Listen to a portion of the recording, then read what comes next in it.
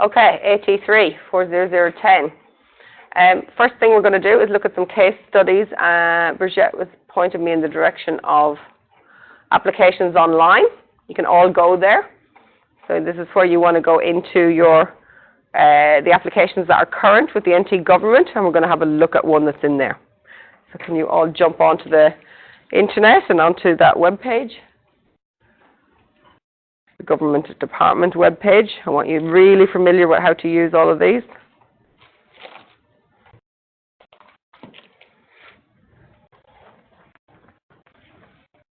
Just type in NT, planning applications. It'll give you a link.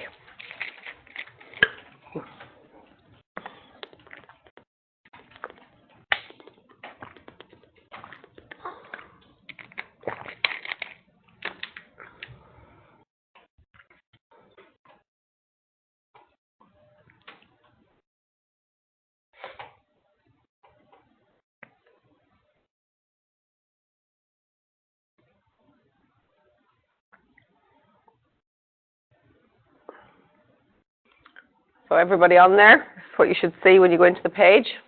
Development applications online. As we know, all development applications have to go for public consultation, and they're put up here online. So anything you submit to the department will be made public. So development applications. There's currently 17 applications in the system. 3 of them are in Alice Springs, 8 in Darwin, 2 in Catherine, a couple out in Palmerston, 3, 1 in Tennant Creek. Exceptional development permits, which we know is a different type of application. 3 of those. Proposed planning scheme amendments, quite interesting too. We should have a look at them at some stage. So this is just telling you what's going on in planning in Darwin, in the NT at the moment. So we want to look for an application that's somewhat similar to what we're about to do. What's AT3 all about?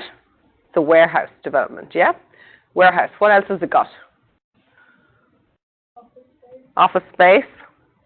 Disabled accessible bathroom. Just ancillary to the use, really.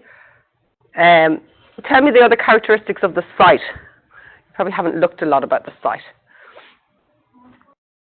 Sorry? Car parks, yeah. Loading bays, yeah, we'll have to think about loading bays, definitely. Has an existing building on the site. I think that's probably going to be one of the major factors in this planning application that we have to deal with. So all planning applications, you can't apply for just the new building. The planning application looks at the entire site. So if you've got existing buildings on the site, you need to look at the entire site. And the existing building will come into your calculations as well as the new building, which makes it a little bit more complex. So that's why we want to have a look at this time. So we're aware of that. So we go down through these. So what have we got? Alice Springs, single dwelling. Single dwelling, single dwelling. Lots of dwellings being built in Alice Springs. Sorry guys, that's the second time my phone's gone off. Can you just bear with me one moment? I better go and check it. Okay, so has anyone found one yet? We've got Westralia Street Commercial. This is quite interesting. Alterations and additions to an existing commercial building, rooftop community market. Pretty cool. I had a look at it. Yeah? Oh. It's like a playgroundish, like there's a playground there and some seats. On the roof? Is there shade on the roof? No. Okay. No. Okay. This one? No, so what have we got here? We've got portion of land. So this is the lot. Lots are sometimes called portions in planning, depending on where they are. And we've got 100 of Bagot, which is like we said in the last application, town of Darwin. Now we've got 100 of Bagot. So 100 is like a town, okay? And we've got the street address, and then we've got the general town planning zone, GI, general industry. And the development is for alterations and additions to existing light industry use, microbrewery. Gosh, these microbreweries are popping up all over the place, aren't they? They seem to be the only thing happening. With ancillary shop. What does ancillary mean? Supporting something. Yes, it's support. So this ancillary shop, this shop, what can it sell? I'm guessing the mix with microbrewery. Yeah. Beer or cider or So maybe beer, cider, something they're brewing, Yeah. some alcoholic brew that they're manufacturing in the light industrial use of the building. The shop can only sell the products from that manufacturing, okay? And maybe they can sell, you know, glasses or stubby holders or items that are connected with that sort of industry. It can't just suddenly decide that it's a grocery store, okay? Connected to a brewery. It's not that kind of shop. It's not a general use shop. It's ancillary to this use. Cellar door. So obviously cellar door is a off license bottle shop. I always call it off license. So yeah, it is a bit of a strange location for this. So they're applying to the Development Consent Authority and who the applicants are, AB Consulting. Okay, so if we click on here, we can view the proposal. Why can't I make that bigger? Can't I make that bigger? I don't think I can. I think you just scroll down, you can download all the documents. Right, yeah, okay. So it's just showing me the portion, just as NR Maps kind of location. So the attached files are the Section 40 development application, so that's your statement of effect, and the lots and the plans of the actual. So I can just download all documents.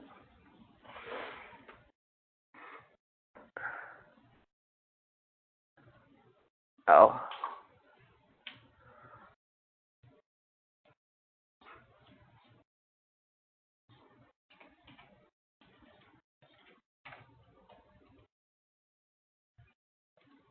You can just double click on it and go in there if you want to see them. You don't have to. Yeah. Oh, yeah. Okay, let me just open the two documents. So our statement of effect.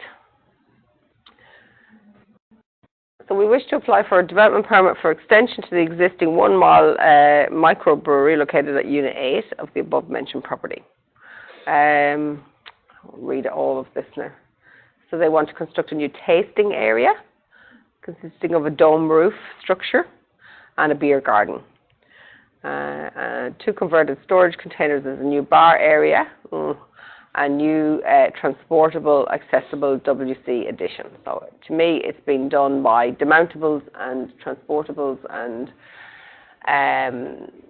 storage containers are being converted into this. So it's not really what I would classify as a building. They're going to bring on to site some other compartments, as in demountable, transportable buildings, and convert them in. So obviously they need the accessible WC, a requirement of the building code, okay? So the NCC building code, okay? In addition, internally to the existing brewery, they want to elevate secure store, an elevated secure store for storage of liquor and other goods kept on site. What do you think that is? Who listens to the news in Darwin? What's been happening in Darwin lately? Alcohol, what do you call it?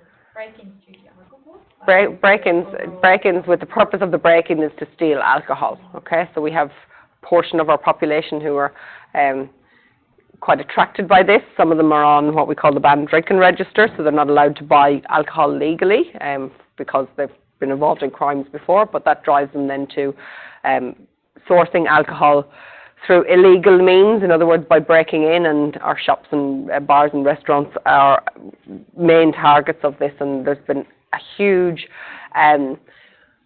elevation in burglaries for this purpose, and a lot of our stores are actually looking at doing work at the minute where inside that store they have a room, a compartment, a cage, some of them have, inside the store, that if somebody breaks in at night time, they're locking the valuable items in a very secure cage.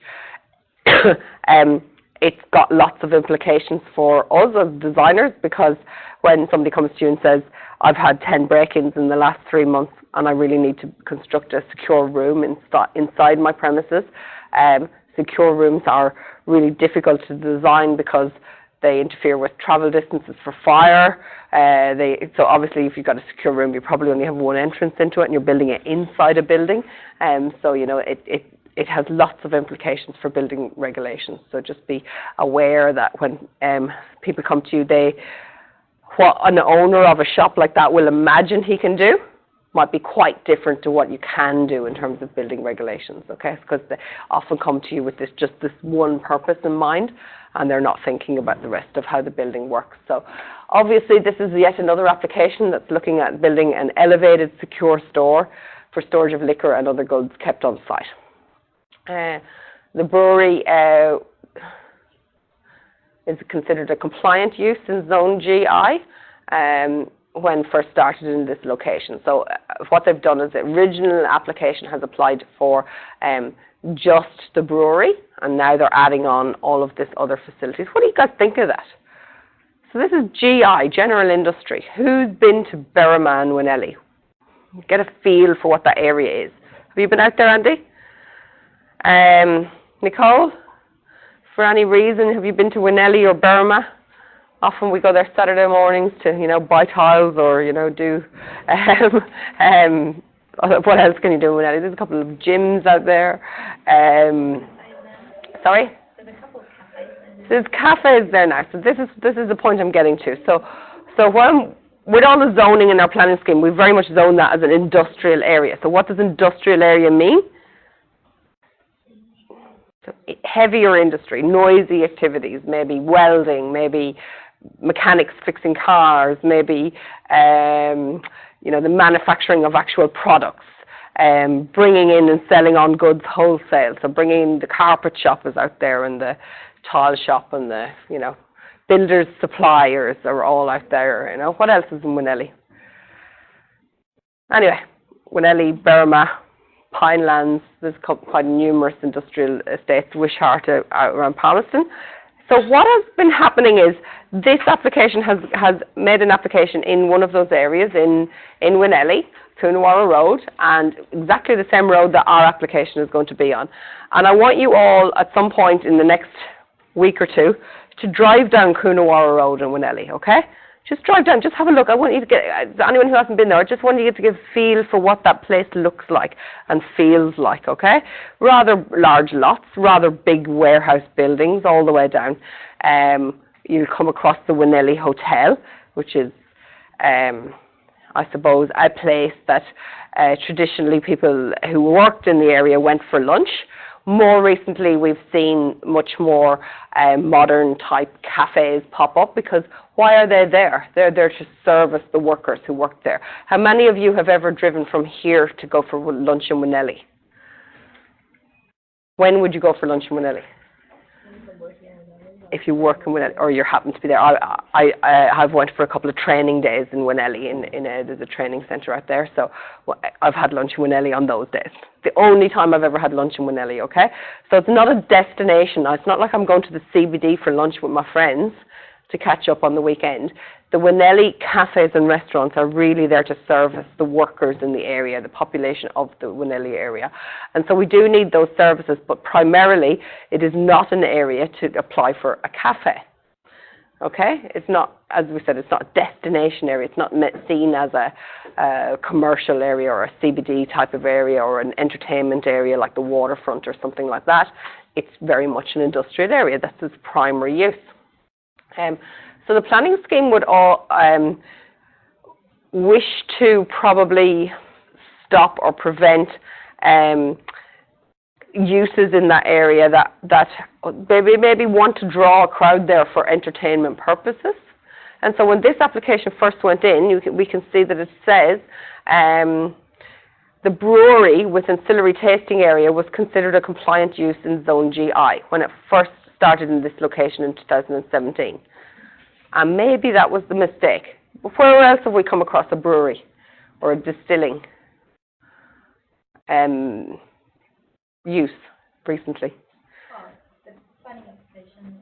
Yeah. Woolies building. Woolies building, right in the middle of the CBD. Okay, so they have the opposite going on, where they want to put a bar there, and they now want to use an area of that to distill gin in the middle of the CBD. Okay.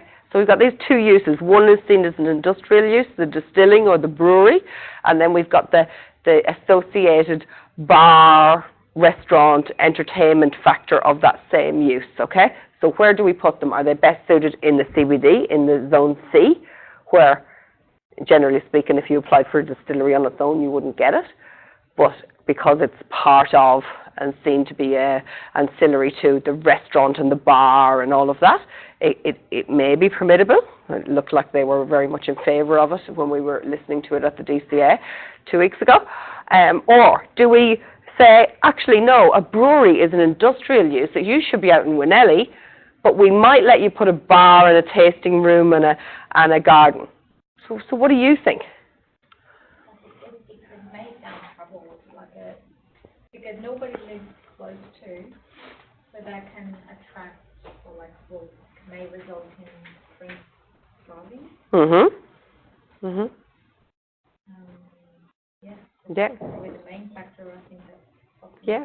Like when you think about policing, when you think about security, we already have those sorts of services in the CBD to deal with, people who may have had a couple of drinks. We'll forget about the completely drunk people because they're just trouble no matter where they are. But, people who've had a few drinks on a Saturday night, you're in the city, you go to one bar, you might go on to another bar. It creates an atmosphere in the city. It's where you're expected to do those sorts of activities. However, in Winnelly, what are these people going to do? They're just going to go to the brewery and just taste one drink and maybe be able to drive home? Or are they, it sounds like they're trying to develop this to be an actual entertainment area, a venue that people go there for a whole day or a whole night and actually spend time there and consume reasonable amounts of alcohol, or else it wouldn't be commercially viable to do it. So it's a bit difficult, isn't it? Because they've already had their application in to set up the brewery there, but now that they want to add on these ancillary uses, are the planners going to allow this to happen? We have to be really careful, because in Winnelly, I don't know, again, if you drive down Coonawarra Road, and I'll show you on the map the other road I want you to really look at in Winnelly. There's one road that you turn off the Stewart Highway. I don't know what the name of that road is. And it's almost completely office use. Okay, so what happened maybe 5 or 6 years ago was a lot of buildings, new buildings, and revitalisation of the Winnelly area in particular happened. And a lot of, I won't even call them warehouse buildings, they were commercial buildings were built, and they had office spaces in them. And what happened was a lot of the small offices who used to rent the office space in the CBD in Darwin moved out to Winnelly. Why did they move out to Winnelly? New buildings, cheaper rent, free parking, really attractive for these businesses. What did that do to the CBD? Just left the older buildings in the CBD vacant, and our CBD has suffered enormously. What did that do to the cafes and restaurants in the CBD? Where we want the cafes and restaurants to be, what did it do to them when we took all the office, well, not all the office workers, but we took quite a bit of office workers, a large percentage, out to Winnelly to work in these offices with their free parking and their cheap rent. And lots of architects, lots of surveyors, lots of the construction industry people moved out to Winnelly in that phase of development out there. And they're not going to move back into the CBD now, but it did damage to our CBD. And it was the very thing our planning scheme should have prevented against. But because Winnelly was GI and you were allowed under some of these applications was a bit loose, whether or not it was completely an office or whether it was office that was ancillary to an industrial use and this type of thing. They let too much of it go under the radar and be developed, and then it did damage to our CBD. It was one of the main factors. That, and the government themselves decided that they should build some office buildings and bring their own office workers out to Prap and places like that and decentralise, and that did a lot of damage too. Because obviously if there's less people working in offices in the CBD every day, there's less people eating in the cafes and drinking in the pubs and clubs after work in the CBD. So bringing those activities and allowing them to spread out into our other zones is a little bit of a dangerous game, and we have to really be thoughtful about what we're doing. You, on the other hand, you're probably going to be working for clients, and they're going to come to you with one job at a time, and you're always going to, want to support your clients in their application, but you have to remember the planners have to think about the grand scheme of things and how we're evolving as a city. And, there's a lot of talk about planning reform in Darwin, and I definitely think that there needs to be to prevent this type of, I'm not saying this application in particular, but that type of development that diversifies. I'm a great believer in mixed use in an actual building itself, but I'm not a great believer in mixed use all over the place, because it spreads we don't have a huge population, and it spreads our low population, and in the end businesses don't survive, and nobody really wants that. While we're here, let's have a look at Winelly.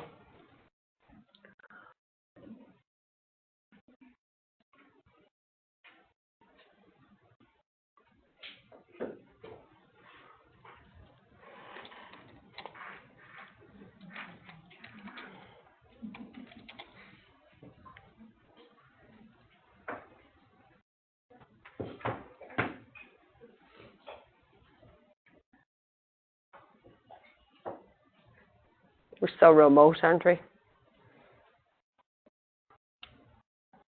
So this is Winelly, basically. It's a strip of industrial area between the Stewart Highway, and this is Tiger Brennan Road. And then if we look where it is, it's actually located quite close to the CBD. This is the CBD area here.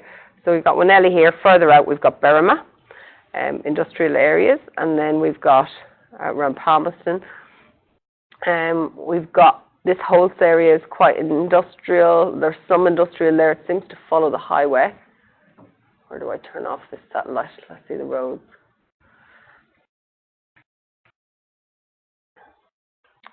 Why is it I can never find that flick button between satellite and the roads?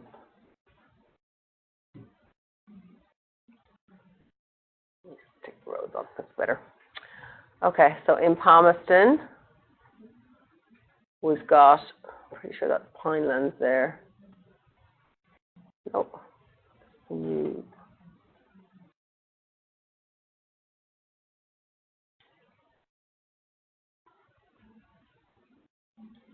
So this is Pinelands, which is an industrial area. The industrial areas around Palmerston seem to be a little bit smaller. So this area is industrial. Again, it's along the Stewart Highway. And this is Tiger Brennan. That's that big junction that we now have out in Palmerston. And then this is all residential in here, Palmerston CBD, all residential on this side. And then on this side of the highway, so sort of between Rustonia Avenue and the Stewart Highway, we have industrial areas here. Yarrawonga. And Yarrawonga is a bit mixed now, because there are some residential in Yarrawonga as well. Is it residential in Yarrawonga? No, I'm not confused. Maybe I'm confused. No, that's all industrial in there. If we look at the buildings, we can see they're all warehouses. Now again, it's a bit like Winelly, because if you think Yarrawonga is right beside Palmerston CBD, so we tend to have a lot of applications in here for shops, retail, rather than the more heavier industrial uses. It's very much a mix. So just notice when you're watching TV in Darwin, the amount of ads and what types of businesses they're advertising, and they'll say, come to see us in Yarrawonga, come to see us in Winelly, come to see us in Berrima. You all hear it. So, notice what types of businesses are happening in all these different areas. There's a bit more industrial out that side of Palmerston as well, out along the Stewart Highway. And also Palmerston, Driver Avenue. So there's a bit of an area out this way. Where's Wishart Road? That's Wishart Road there. So there's some industrial out here, a little bit there. And then, of course, we've got East Arm, which is down there, which is all industrial as well. East Arm has its own planning zone. Zone planning, it's a special purpose zone because technically industry that goes in East Arm, to prevent the local car mechanic setting up in East Arm, they wanted East Arm to be support for oil and gas industries only because of its location and proximity to the port. So you can only have industrial development out there if it's connected with the gas and oil industry. I've done a couple of applications out there, and we had to prove that it was a support industry to gas and oil. You can't just do any up there. So if we sort of review back again, we've got this area of Palmerston, we've got the Berrima area, we've got a little bit around Wishart here, East Arm for the oil and gas, and then Winnelly. But you can see the proximity to Winnelly to the CBD. So what was happening is Winnelly is seen as a very central area because, you know, it's easy to get there from Palmerston to Winnelly. It's even easy to get out from the city, and it's easy to come to the northern suburbs. That's our airport in the middle. It's easy to get from the northern suburbs. So this is why it was so attractive for lots of businesses to go to Winnelly over the last number of years, over the last decade. When I first came here, Winnelly was really, it was always an industrial area, but it was kind of very drab and very like old sheds, looked like they were falling down, you know. Where I just had to check that was on. Whereas more recently, it's become a bit more office-based, and we can see this. Let's see where I'm going. Road. So Hickman Street. If you turn off the Stewart Highway onto Hickman Street and then follow down along Coonawarra Road, you can actually go and have a look at the building, the actual building that we're doing the planning application for as well, but you actually see that better from Tiger Brennan. But I'll bring you on a bit of a tour about where we are. I'll show you what we're...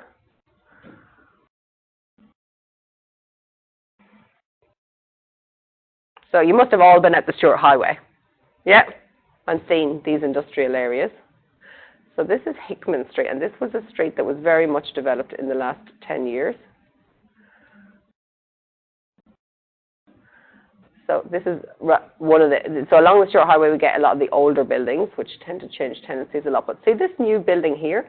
This has a big gym in it, and mostly...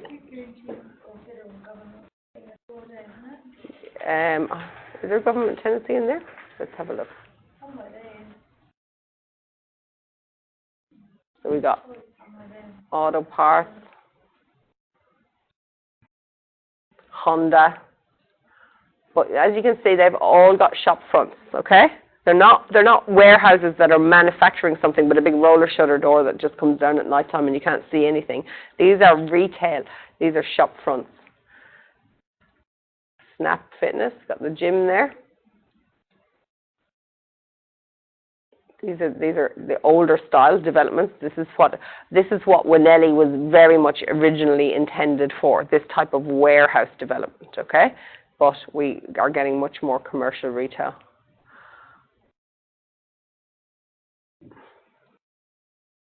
What's NT Connect? Oh, like a printing company. Image Offset. I'm not sure what Ashdown Ingham is. Anybody know? Automotive and thermal control. And then on this side, this building is full of architects and surveyors and everyone who should be working in the CBD is in this building because it's a huge big complex as we go around. Really? Yeah. Yeah, so look, land surveys. So this one I totally object to because I don't know how they ever got planning for this because this is, let me see, can I go down here?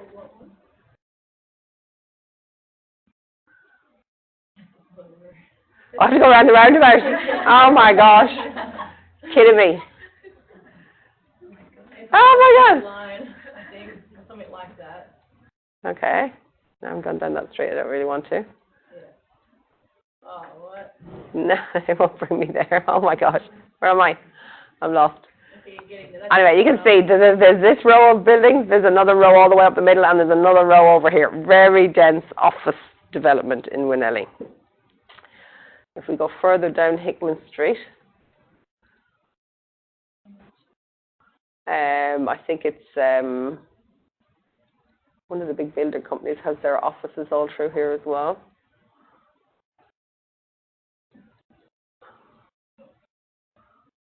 I think Sunbuild has their building on this street. I'll just go down the end here.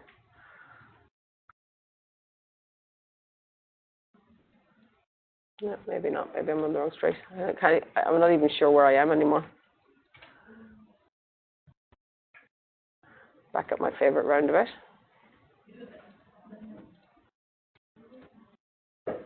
It just won't let me do it.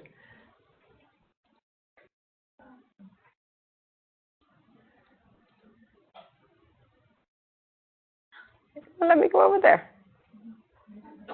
Ah. So, back here. There you go, hook up your man there. Yeah, we can see that whole, that is all office in there. Where's my man gone?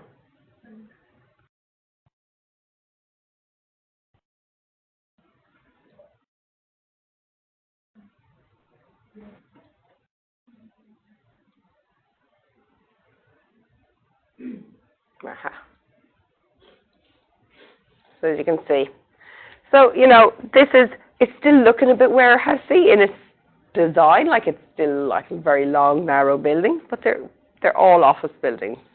So it's this type of development that I don't particularly see in a GI area or even a light industrial area. That's not light industrial. That's commercial. That's office. So this is why it's important to define our uses. Now, let me just see what streets I'm on again.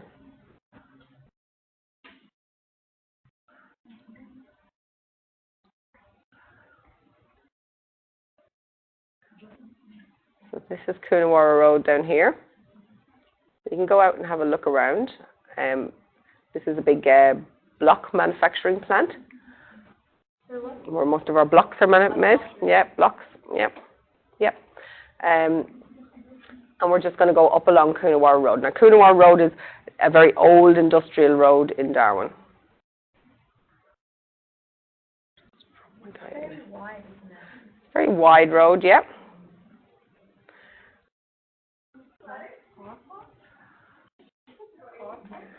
You think it's a car park? So this is a scrapyard, I would think. Yeah. Where cars go to die. City wreckers. Oh, yeah. Yeah. So now do you see why the planning scheme? So obviously when these guys took over this yard, probably 20 or 30 years ago, but now in the planning scheme would insist that they have 3 meters inside their fence of landscaping. Why? So we don't have to look at that when we drive down the street, okay? So we don't see the industry, the heavy industry that's going on behind it. So that's. But it looks like they probably don't want to put any trees there because of the power line. Yes, yeah. Well, they don't necessarily have to have big trees coming up, but if they could just have a line of bushes there, it would take away a huge amount of the visual impact of that. No. The 3 meter buffer zone for landscaping is inside the boundary line.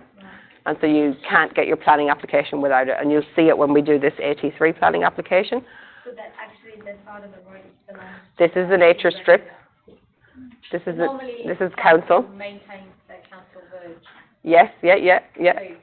I'm not sure they can maintain verges too good in Winnelly, but certainly the council could do more with this themselves. But this isn't the problem of the city wreckers. The city wreckers are only inside their own fence line. Okay. What have we got here? So some of the businesses can look quite Geminex. And actually, this extension to Geminex is one of my projects from a long time ago.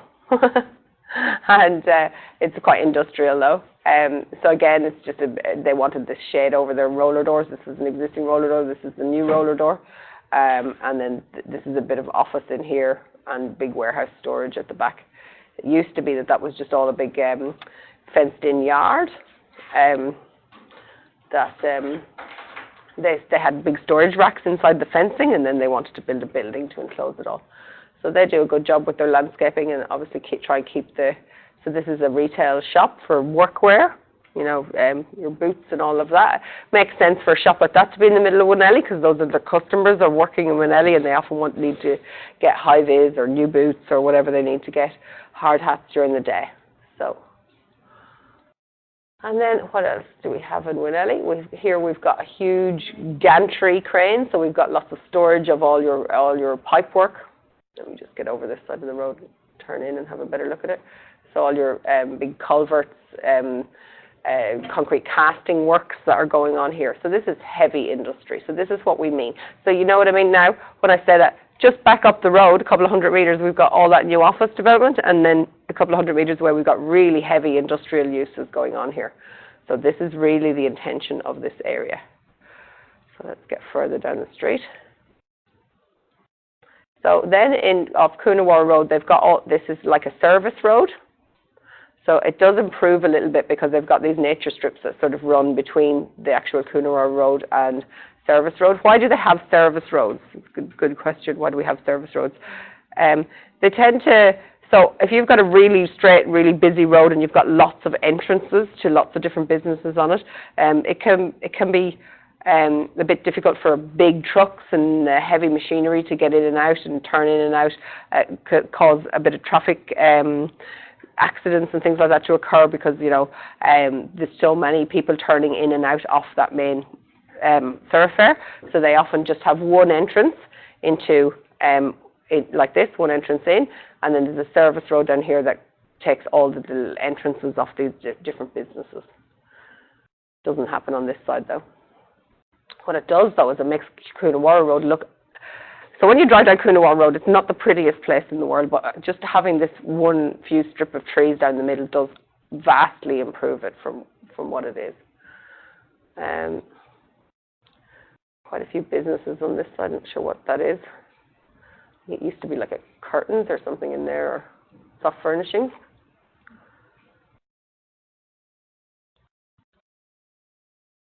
Pity we can't just play a video and like you're driving down the street, isn't it?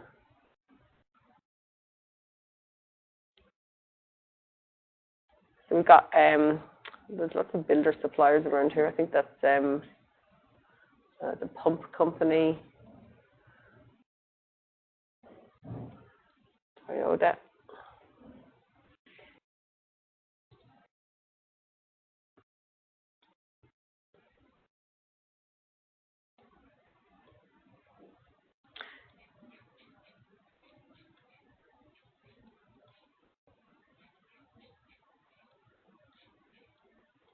I need to exit just to see where I am.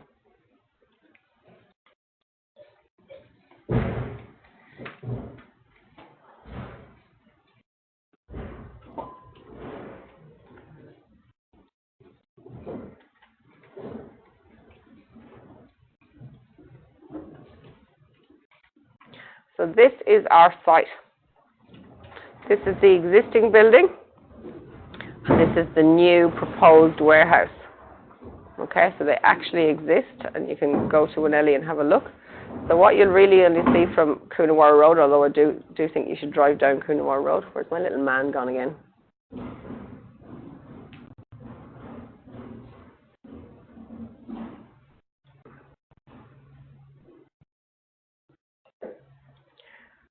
So it's Caroma. You know, everyone knows what Caroma is. Caroma supplies bathroom fittings, toilets, wash hand basins, anything else you might have in your bathroom. And this is the actual front of the shop. Well, Google doesn't allow them to advertise, so they actually blank it out a little bit. I know, it's just the way the picture was taken. So it's a very small component of shop. It's more like a, do you remember when we went to that steel manufacturing place? Do you remember when we visited that? And you go inside and they've got like a tiny little office and a couple of things on the wall. It's a bit like that when you walk into the front of this building. It's just a very old-fashioned reception area, shall we call it? And I suppose you can sit down at a table there and look at, you know, catalogues of bathrooms and all, but it's not particularly a showroom. They don't have a big area where they can bring you out and show you all the different styles of WC or wash hand basins. And then most of the warehouse behind it is storage, really, for all the Caroma and Dorf fittings. So as you can see, there's a bit of landscaping here, a little bit of landscaping here. So they were forced to do that when we did the application at the back. You probably can't see a whole lot more from street view there. We'll see more from the air. So this, again, as I said, the front half of the building here, a little bit of reception, office, showroom, and then you can drive one way in this way. This was all done with the new development, and two ways out this side. And there is some parking, which is all line marked. So there's no harm if you are out driving down Coonawarra Road. You can drive in here, drive right down the back. All right, don't get out and start measuring the building because somebody's going to come out and go, what are you doing? But you can drive in. It is semi-public, you know. Nobody's going to stop you driving in and having a look. The other place that you can see this building quite good from is from Tiger Brennan. This is Tiger Brennan Road here, so it actually faces out the back onto Tiger Brennan.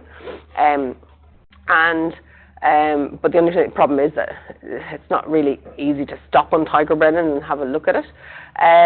The other thing you could do is drive into this neighbouring building here, which is a series of units. You can almost see from the roof plan that it's a series of different units, and nobody's going to stop you driving in there, and you're easily able to see through the fence there. These buildings, okay? So I kind of suggest you do a site visit in your own time out along there, and also to get a feel for what an industrial area is. Okay? All right, let's have a bit of morning tea. 10 minutes, and then we'll get back to looking at this 83.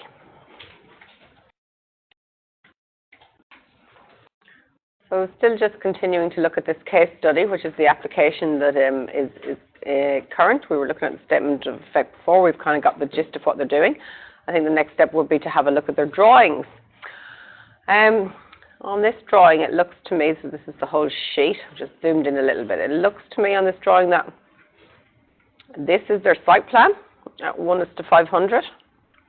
And then this looks like a maybe blown up area or ground floor plan of perhaps just that area there where they want to do the works. What are your comments on the layout of that sheet? Is it easy to read? Why?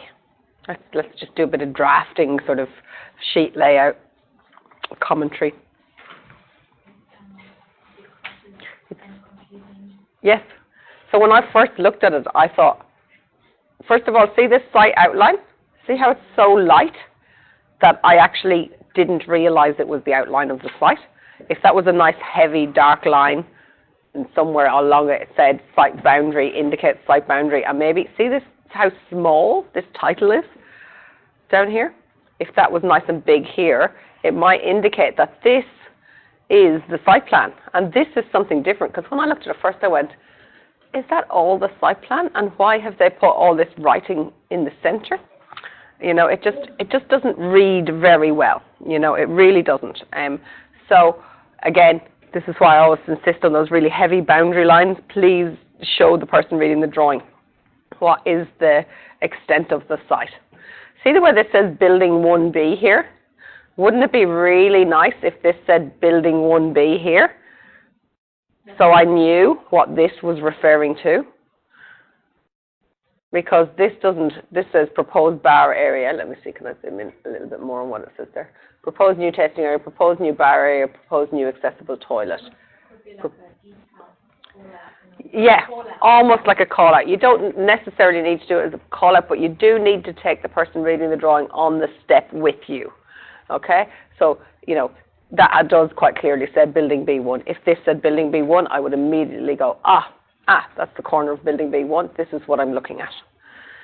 But it doesn't. And in all honesty, if it was me, that would be on a separate sheet. I wouldn't try and cram all of that into the same sheet as my site plan. So let's have a look at what so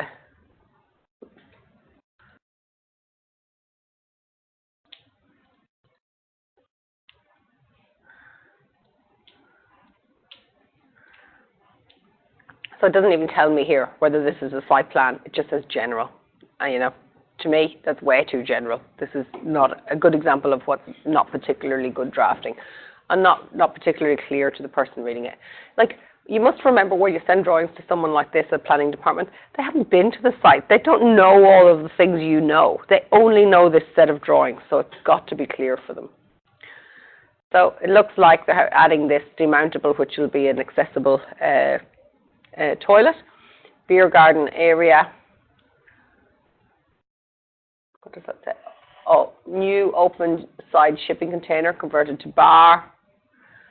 Can you see where the shipping container is actually going? Is that the shipping container? That says beer garden, new decking area. So this is the actual container, and then new shipping container converted to bar here as well. So there are 2 shipping containers.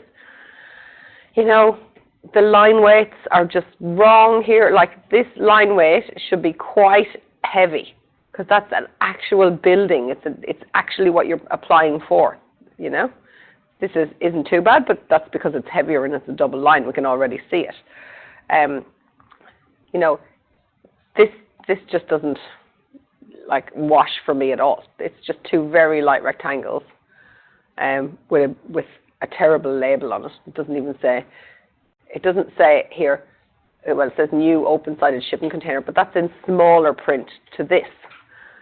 You know, the hierarchy even of the print. If this was in the larger print, and this was in smaller print, then it would clearly say shipping container. You know, that's what I'm looking for. Where's these shipping containers? Where are they going on the site? You've just told me in the statement of effect that you've got shipping containers, but I can't see them. So now that we've looked a bit further, that's them. But I just don't think it was very clear in general. No information about what's happening in this area here. Is there paving? Is there, how do people walk around here? Is it already concrete? Is it going to be some sort of paved area? They have mentioned a new decking area here. Not sure whether these lines are indicating a roof structure over it or whether they're indicating perhaps the joists and purlins of the actual deck itself. I have no real way of knowing that. Yeah? So we can see the whole site itself was, it's already quite extensively developed. So they've got a building A and A1, B and B1. And they've already got all of this as 42 existing car parks. So they already have quite a number of car parks on site. This is, oh, I need to zoom out again.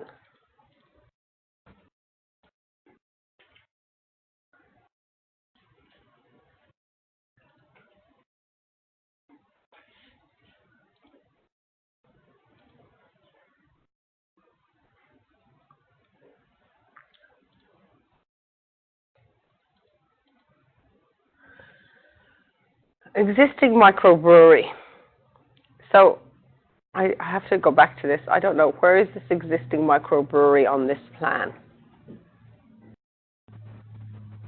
Any ideas? Because I don't know. I actually don't know. I think it's probably in this building somewhere. Maybe here.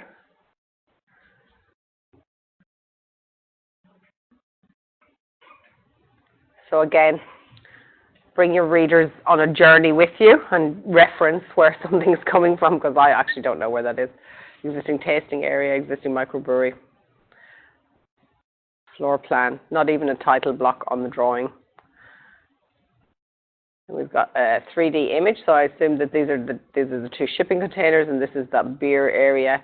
And I'm thinking that this is the maybe this is this new storage area that they're talking about on the first level.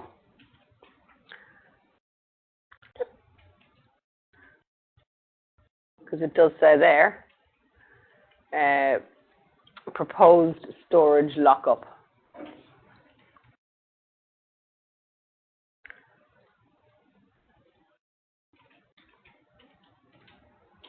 I think this is the floor plan of what's in here. It looks like a cool room. It absolutely does look like a cool room, even with the slider door the way it is. Or maybe it is. Well, that says cool room there, cool room there.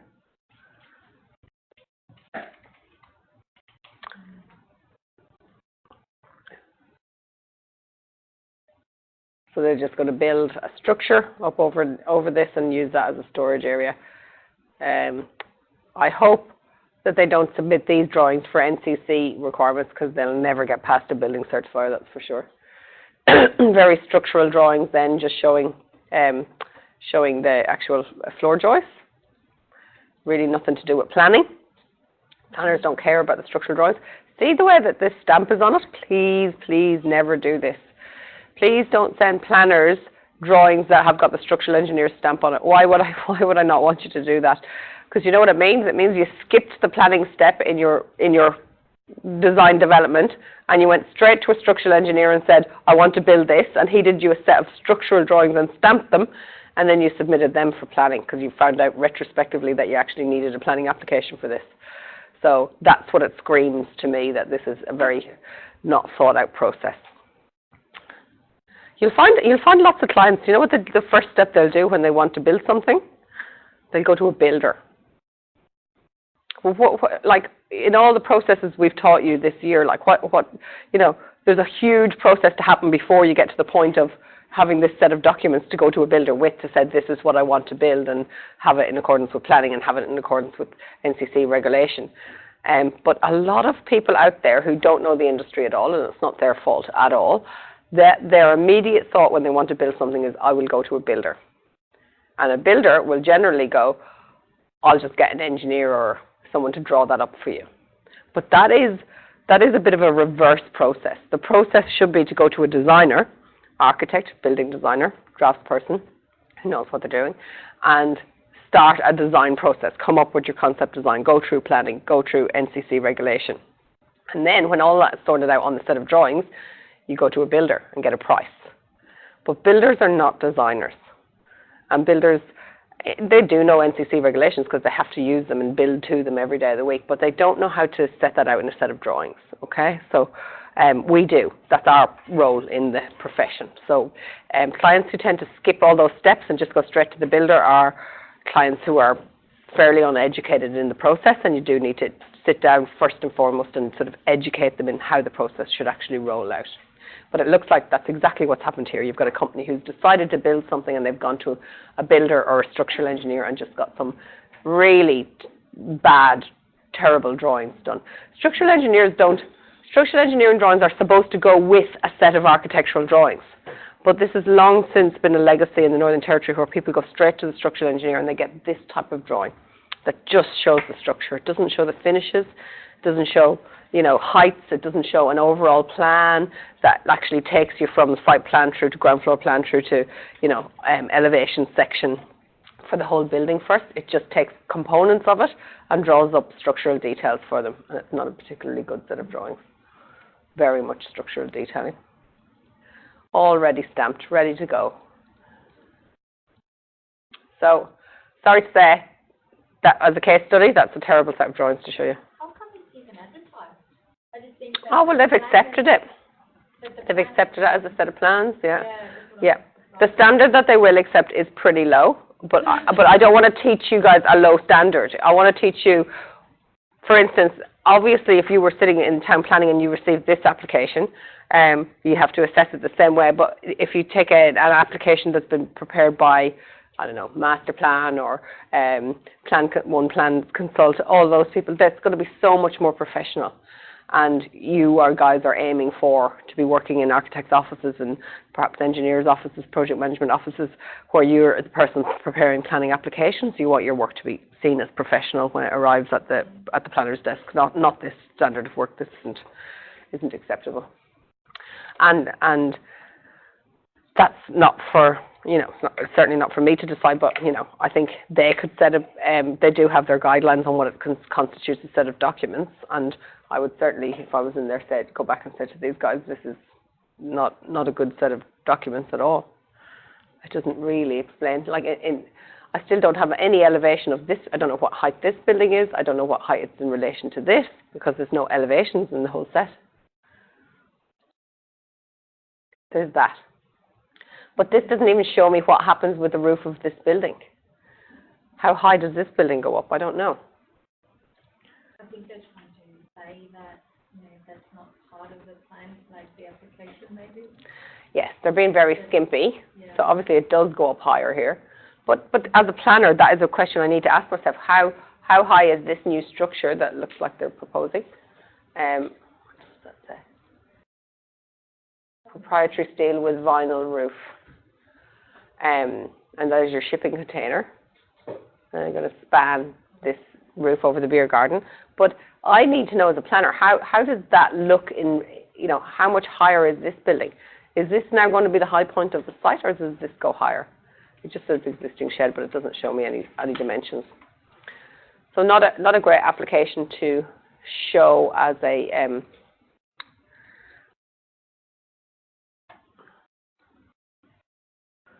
so the general height complies. So let's look at the clauses that they've had to comply with here. So the clauses applicable are zone 6.1, 6.5.1, 6.6, and 9.1.1. So let's start with that. Let's start with our application now. First of all, what's our lot number? Just get in and do it. It used to be 1, 2, 3. Yes. But It's been changed to a series of different lot numbers, hasn't it? Let's look up in our maps.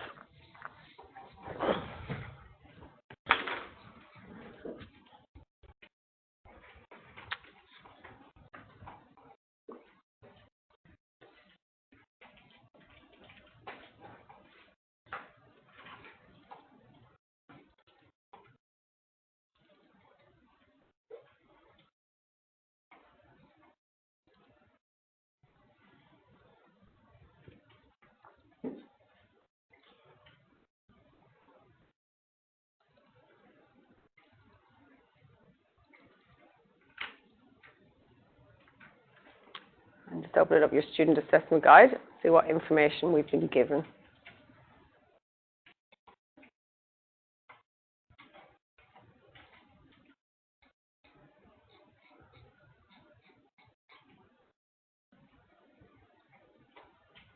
So if we just look up on NR Maps, the only information we have is the site address.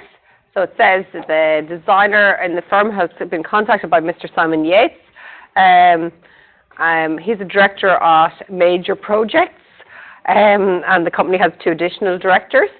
Major Projects is a property development company. They own the land at 124 Coonawarra Road.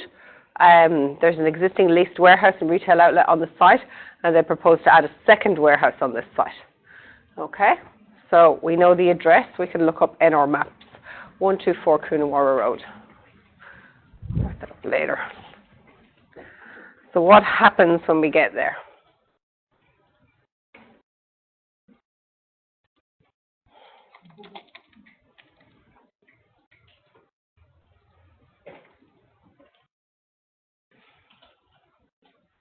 Everybody knows how to use the search function.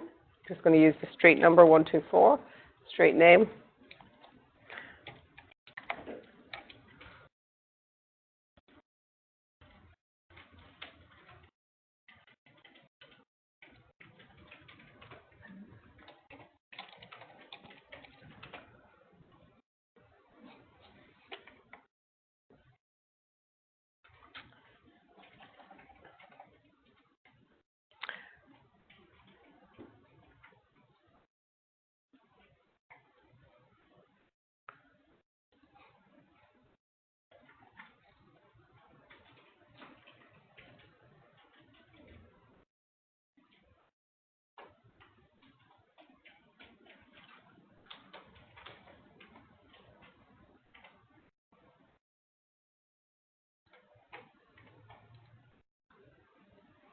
Oh.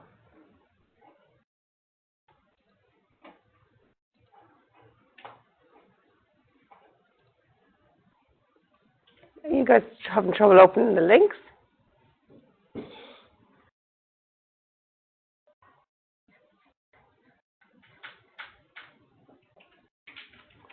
Anybody, have you got them opened?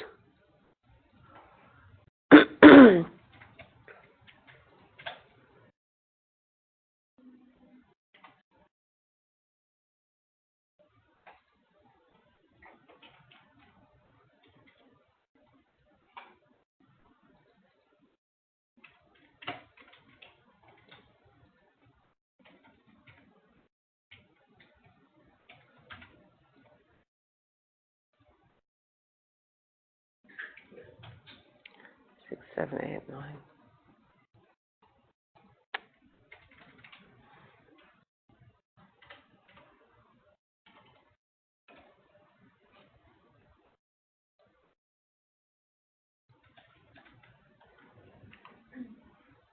Are you getting the 404 message like I am? You got it open? Oh. That number again? So just use the address for your initial search, because that's all the information we had, the 124 Coonawarra Road.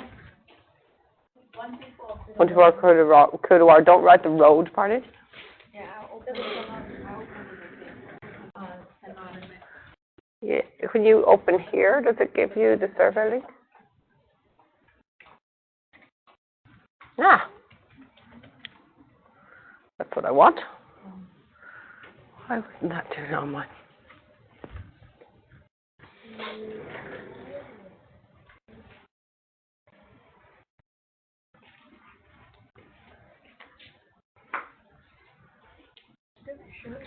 No, street number, street name. That won't work for you. It's really temperamental. If you don't do it exactly the way, it won't work. Every time I do it, something always happens to me on it.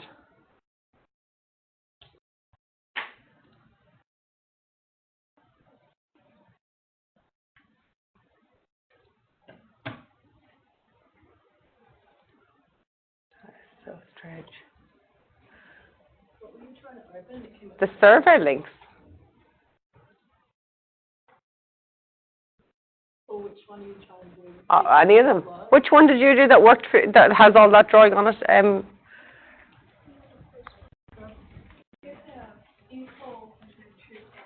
Yeah.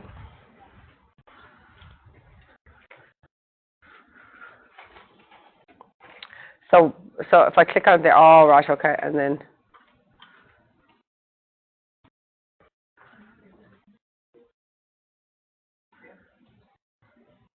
Oh.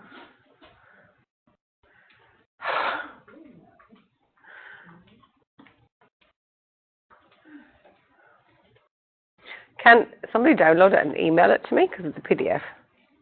It's on my, on our desktop, so you have our files. Yep.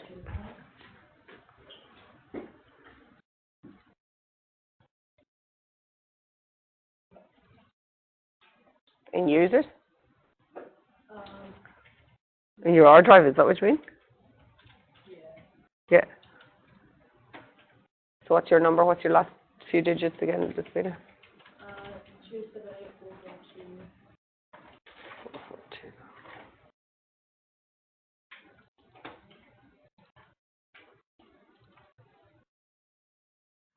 Can you pop it in there? I hadn't created a file yet, so in your double. I'll show you under mine. If you want to go into mine, I've got it 4008. 4008, okay. That's right. 83. It's fine.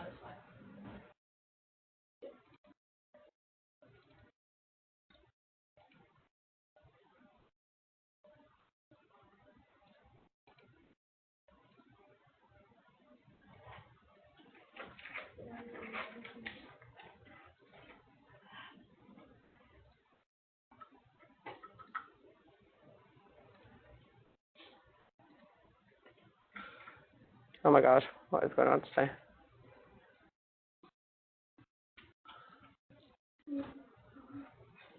Okay, so we can see the site here. So originally there would have been only one lot.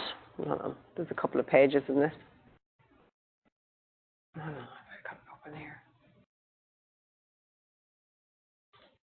So I can see if I go onto my pages here in Bluebeam that this has two separate pages. So the original site would have been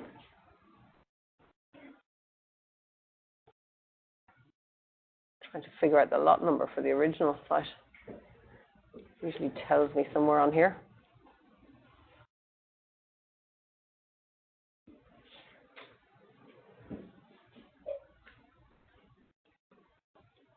So it's a subdivision of portion 1667, okay? So what we're going to call this is portion, I'm going to write it up here so everyone's clear.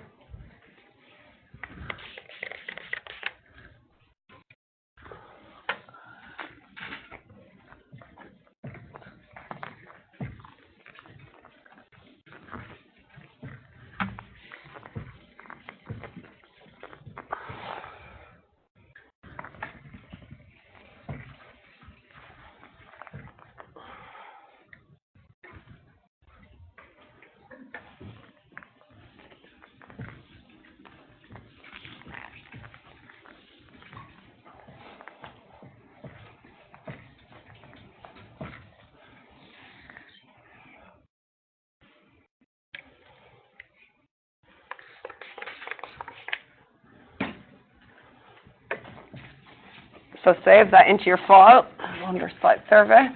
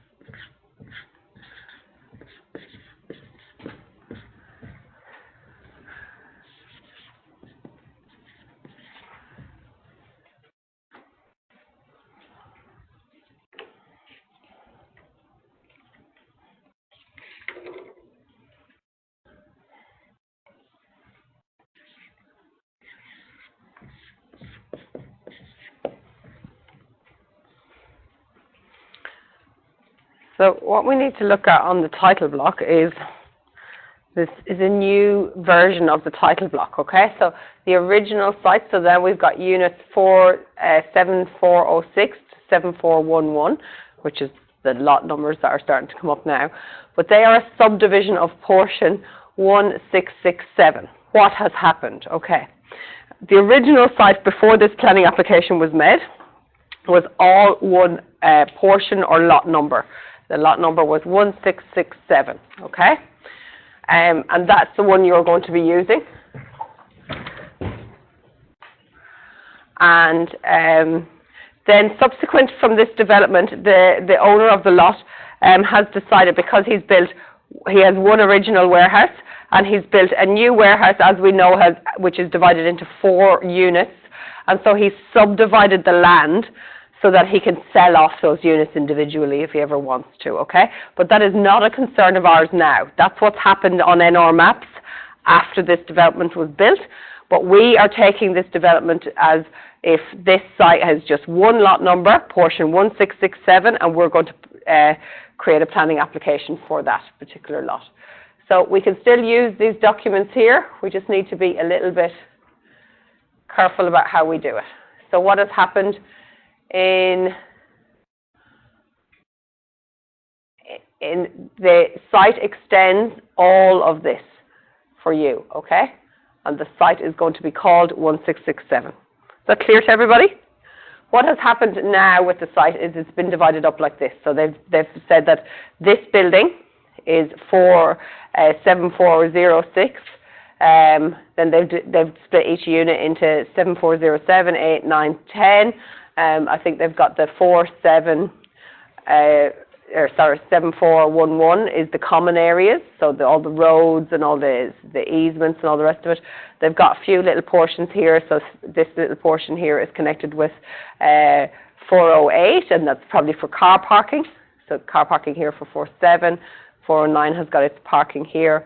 This one just seems to have its own site all the way through here. I think that whole portion is together.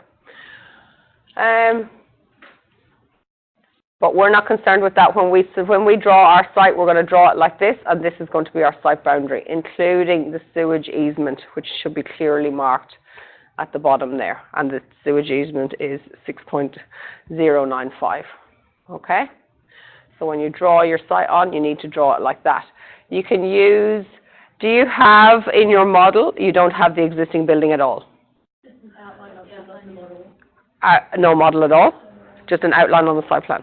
Okay, that's fine. So what you will want is Do we need to draw it in as a model? Really, we only need to show it on the site plan. We don't need to show it in any elevations or anything like that. So yeah, it can just be shown on the site plan as a line like that, that clearly shows the existing building, okay? Sorry? No, no, we don't actually. We really look at the heights of our new proposed development, okay? Because it's a completely separate building. If it was an extension to it, we would, because we would have to show the elevations. Okay, but if it was, because it's a brand new building, we're just going to be showing the elevations of this building. So we want to get some more information from our NR maps. So we'll go back there. What other information do we want off NR maps? What do we need to begin a planning application? Zone. What's the zone? GI. Standing for?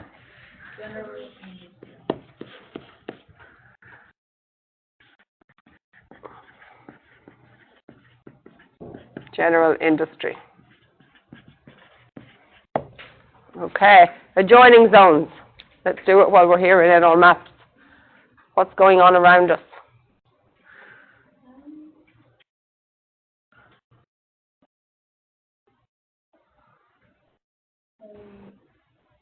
General industry around, and then PM was the road.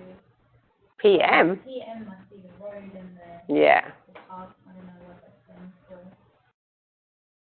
So everyone's got their zones turned on? How do we do that? Into layers, into land administration. Everybody looking if you don't know how to do it yet. Land admin, it's your last chance. It's our last one. Planning. Pick your town planning zones. And we can see everything there is purple. Yeah, sorry, that's Tiger Brennan Drive.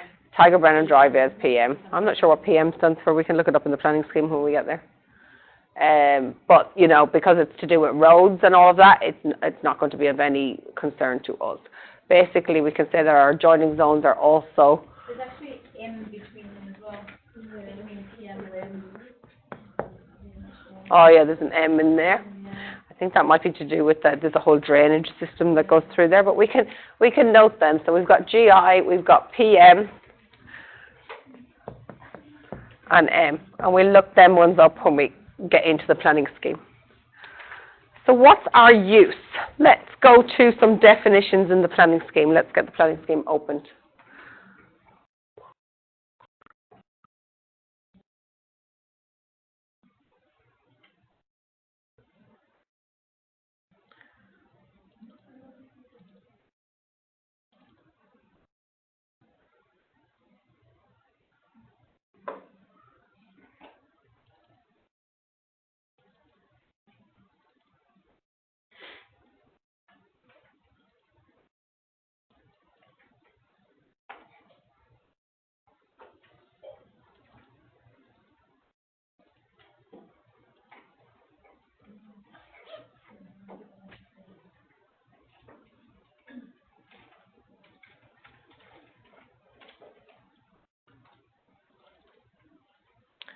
So under definitions, I'm just going to have a look at what is the difference between GI. Well, actually, first of all, let's go to our zoning table. Let's go to GI in our zoning tables and see what's permitted and not permitted.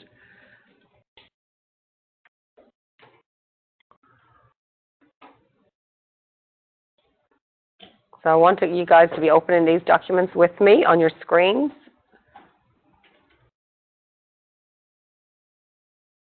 Oh, I know you can all do it.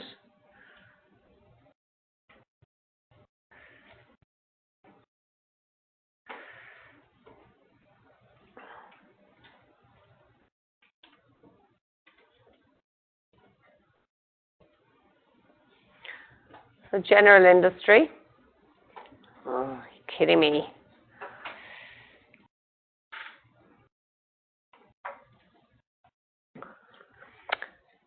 The primary purpose of GI is to provide for general industry. Offices are expected to primarily provide a service to the general industry in the zone and be of a size, commensurate? What is this word? Help me with the pronunciation. I don't know this word. Commensurate? Wow, we'll have to Google that one. with the service provided. I assume it just means that it has to be complementary to, yeah? Corresponding in size or degree. Corresponding in size or degree. Commensurate, there's a new word for the day, with the service provided. Shops are expected to be limited to those that are either service the needs of the general industry in the zone or would be inappropriate in a commercial zone. Okay, that's really important. It goes back to what we were talking about this morning. So we don't want offices in this zone that are only offices that are providing a service to the general industry and are of a size that are, what was your definition again? Complementary? In size. Yeah. What you call it, The definition of commensurate. complementary in size or Yeah, complementary. Why did they just say that? Complementary in size.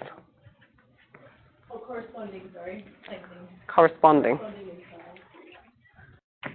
I guess I would see. I can't remember. Yeah, no, I was the same. I was like, what was that word? Corresponding.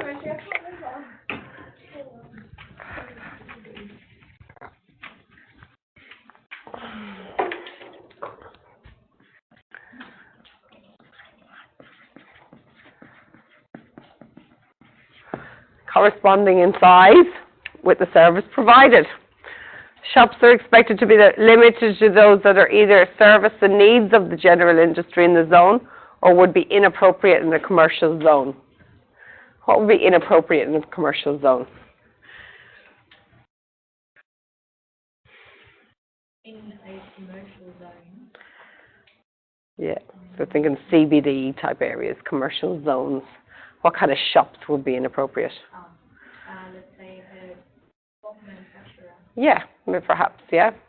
But we're thinking more about the shops themselves. I kind of think like maybe, and to be, in fairness, I've seen many, many carpet shops in city centres in my time, but a carpet shop, like, can you imagine you're going in to buy your carpet in Smith Street in Darwin and you're trying to come out the shop with your roll of carpet with hopefully one or two people helping you and you didn't get to park right outside the door because there was no parking there and you have to walk up the main street with your roll of carpet. That's still a shop. You still want to have a shop front that the public can come in and buy those products. But perhaps that shop is better located where you've got large warehouse storage accompanying it. And of course it's ease of pick-up and delivery of the actual goods as well may not be appropriate for a C or commercial zone, depending on where that commercial zone is. Okay?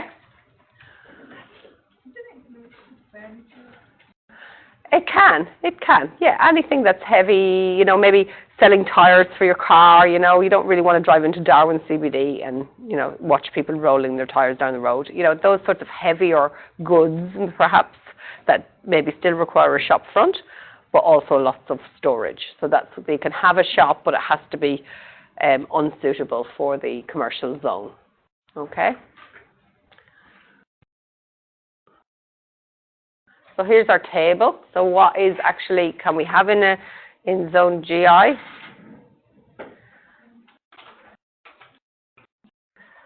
So we start at the top of the list. Lots of discretionary uses, lots of Ds, a couple of Ps permitted, and then a couple of Xs. So abattoir is not permitted, or it's prohibited. Agriculture is discretionary. We used to have Berrima Farm, which was an agricultural farm located in Berrima, which was an industrial zone. Then animal boarding is permitted, business signs, caretaker's residence. So you may very well have to have a dwelling type development and justify it underneath the clauses for GI for a caretaker's residence, and I've certainly done an application like this myself. A lot of warehouses in Winnelly and Berrima and Palmerston area have got residential accommodation attached to them, usually in terms of maybe an apartment at first floor level.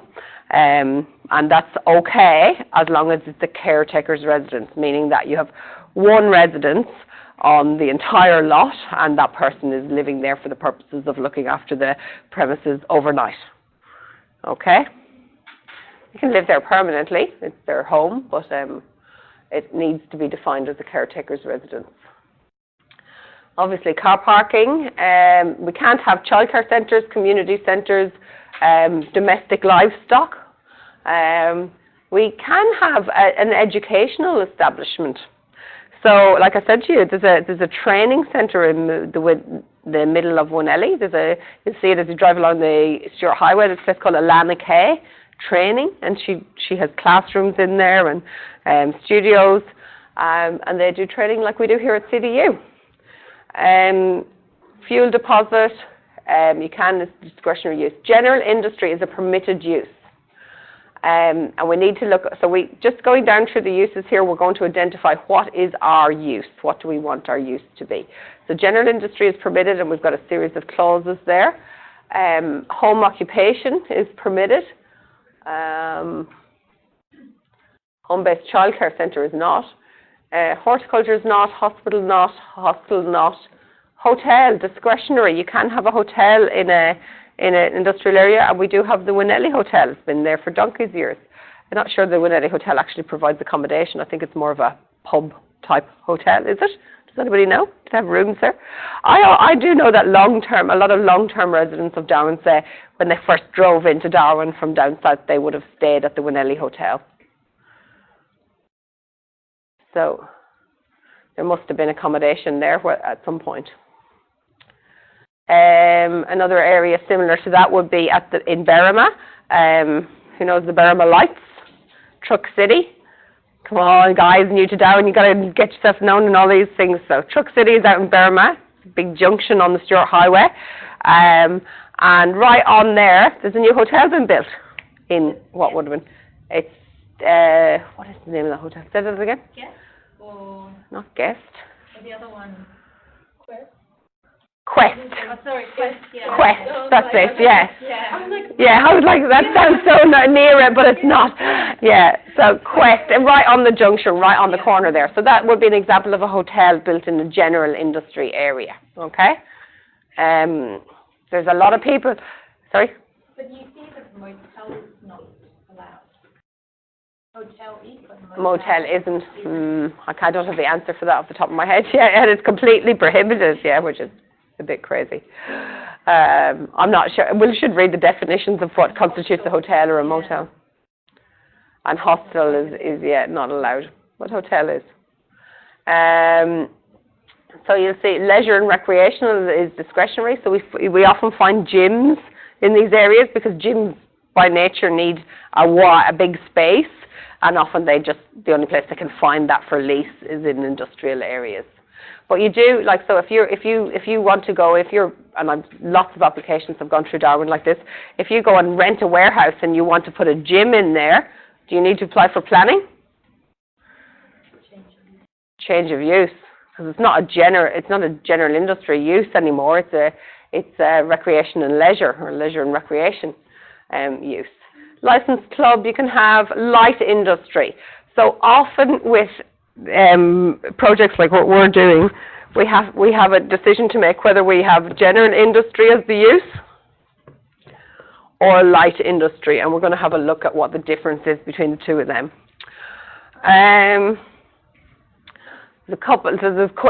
With these applications in industrial areas, there's a lot of different uses to consider, and as you can see, a lot of discretionary uses. So it's really quite wide what you can actually do in these areas.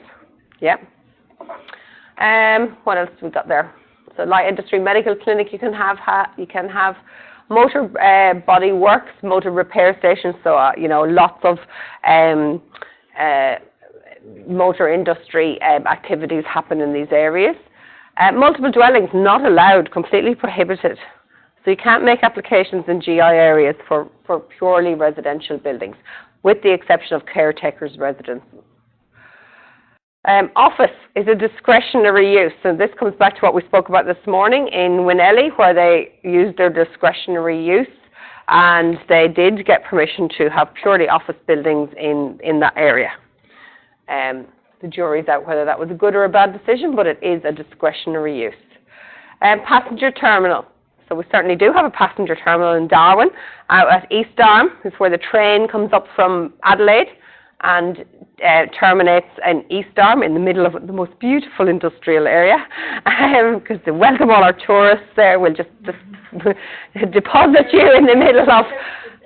Sorry? It's luxurious train. It's a really, yeah, the GAN is the name of the train. It's a very expensive trip to make, and lots of tourists, you know, have long-term ambitions of ever riding the GAN all the way through the centre of Australia.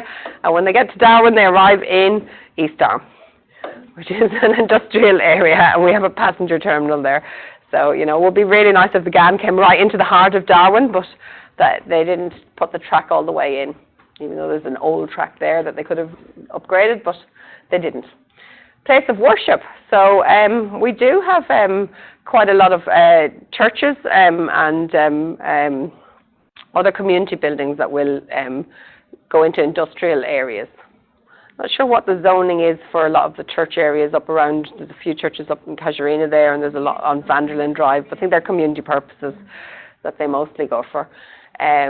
You've got to remember, by nature, an industrial area is not the prettiest of places to be. So if you have lots of people in their Sunday best clothes coming to pray on a Sunday morning, you don't really want them to be in Winnelly, you know, or in the middle of an industrial yard in Berrima. It's not exactly coherent to what they want to do.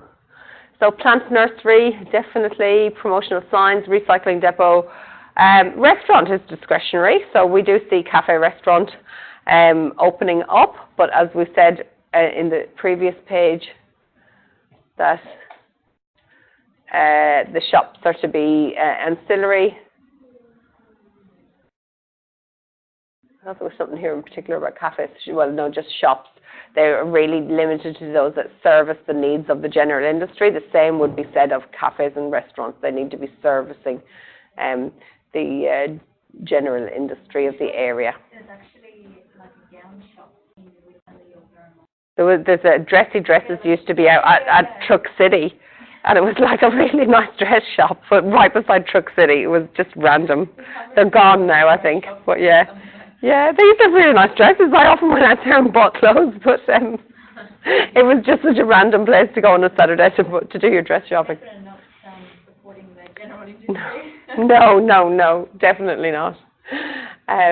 Yeah, and you know, it was in such an awkward location. Like, it used to be like the trip to go to that particular dress shop. It wasn't like you could, you know, you had to have a separate day where you went into the city and shopped for dresses. I remember shopping for a dress for a wedding and having to visit all the different places around Darwin.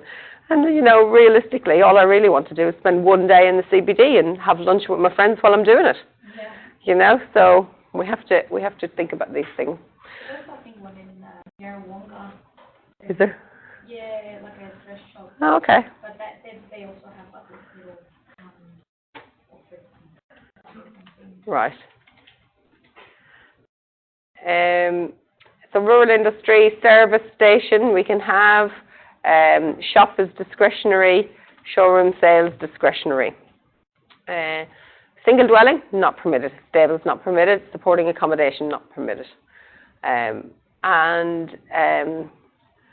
Transport terminal, vehicle sales and hire, veterinary clinic and warehouse are all permitted uses. So there is a couple of options. Can we list all the options that we think could be a use for this building? At the moment, all we know is it's a warehouse. What else is on that list that we could actually classify our building as? We've said general industry, we've said light industry.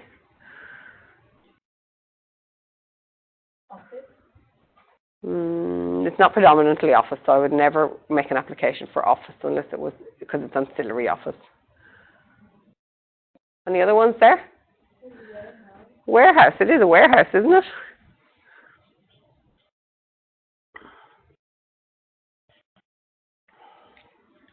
And so this is what you have to do when your use is a bit discretionary. In other words, you have the discretion to identify the use.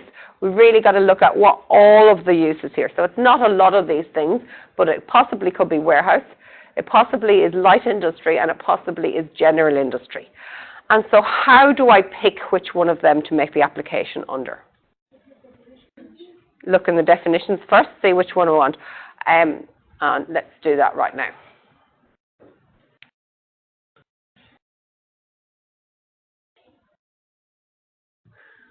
So we're going to go to the definitions, and we're going to go for what will come alphabetically first, GI. General industry, here we go. Quite a short little explanation. Means an industry other than a light industry or rural industry. So all that's telling me is I need to know what light industry and rural industry means, okay? So I'm going to come down and look for light industry.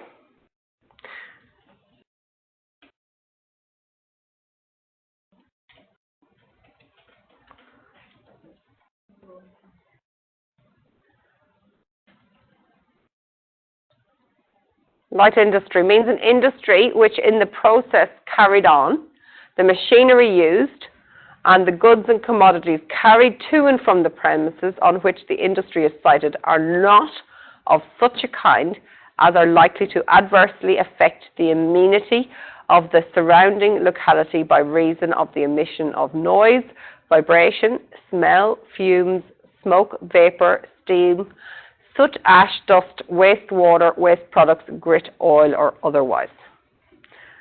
That's what a light industry is. Let's think about what a light industry might be. If I'm selling carpet, do I think I do any of these things? If I'm not manufacturing the carpet, I'm just selling the carpet. I need a warehouse in Darwin. I need to bring the carpet up on a truck from down south, and I'm going to sell it to people in Darwin. Am I a light industry? Yes. Yes. Yes, I am. I don't emit any of these particular things. I might emit a bit of noise when the truck pulls up, but, you know, within reason. I'm not manufacturing, okay? I'm not making something on the site that involves machinery and fumes, smoke, emissions, oil, you know, all of those things, okay? If I am a car wrecker yard, am I a light industry? Sorry? General? Why general? What might a car wrecking yard produce? Noise? What about waste products? Yeah? Grit, oil? Most likely. You know, it's a dirty industry, okay? There's loads of other examples I could take, but it's for you to assess your application on whether it's a light or a general industry. I'm just going to look at warehouse, and we'll come back to making our decision in a moment. Oh. Look here.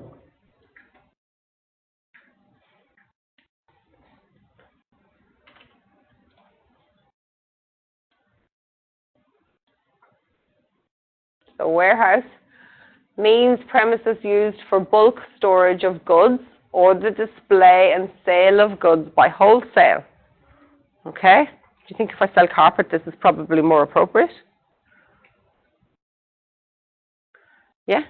Maybe. Maybe all I'm doing is really storing goods, and I have a display and I sell them. I don't really do much else, okay? I don't manufacture anything. If your client comes to you and says, I want to make an application, which we are doing right now, the client has come to you and he said, I own the land, I want to build a second warehouse, I'm going to divide it into 4 units, and I'm going to lease them. General industry. Why? Because it gives you more options what the building could be used for. Fantastic. Perfect answer. Okay? So if it's speculative, in other words, if you're building the building and you don't really know what the use is for, the broadest one of all is the GI. Okay? Do you know what I mean by the broadest? It allows you the most uses. Okay? So when I come to lease it, when I built the building and I come to lease it and put it on the market, I don't have to refuse any particular activity. It's general industry. It's got the most broad uses, no limitations on who I can lease that particular unit to. Understand that? Yeah? Nicole, you all right with that? Sorry. Yep. Light industry or general industry? General industry. We're gonna go for General. Light has restrictions, so light industry has the restrictions on the emissions. Okay? So, you know, you're not allowed to do a whole lot of noise pollution, fumes, emissions, grit, oil, all of those things. So light industry is a bit restricted by that. Warehouse is quite restricted in that you can have no manufacturing at all. It's really just for the storage of goods for display or wholesale, okay? So generally speaking, when I do any of the applications in any of those industrial areas, I try to go for GI. And especially because this zone is GI, and GI is a permitted use, absolutely I would go for GI. Okay? So now we have identified our zone as GI, and again we have a use that's GI. Know again that those two things do not have to be the same. We could have a GI zone and an LI use, or we could have a GI zone and a warehouse use. We've investigated all those possibilities, but the one we've chosen to go for is the GI use and the GI in a GI zone. But we did have a number of options there that we could have chosen from.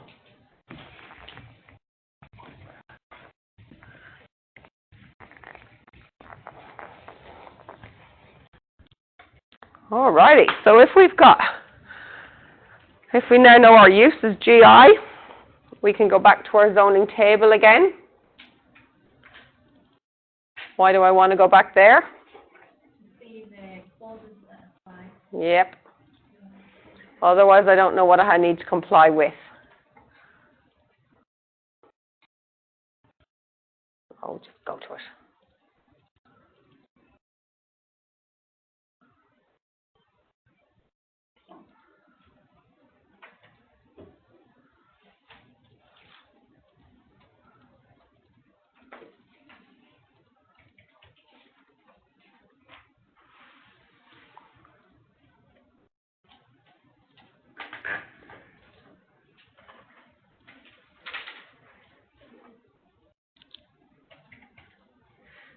So where do I need to look here? Let me see. Sharon, can you tell me which line I need to look at on this? I'm in the zoning table for GI. What do I need to look at through here? I want to look for general industry because that's my use. And it's here, general industry. And I've got a list of clauses there, which I'm going to write up on the board.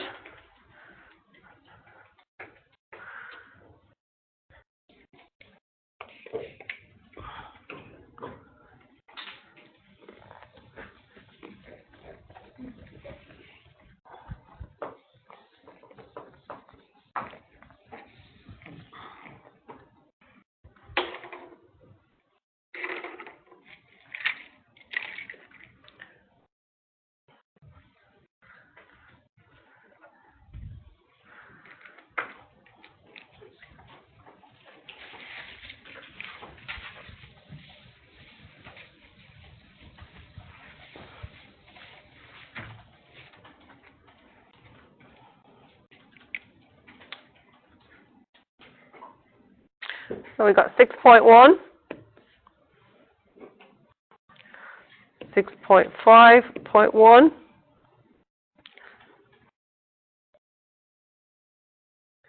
6.6,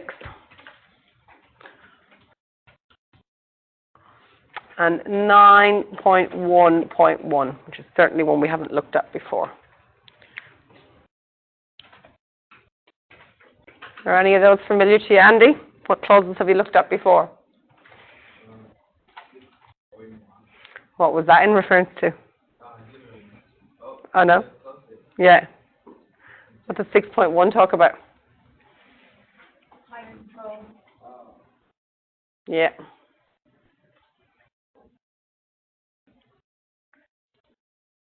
Alrighty, let's go find it.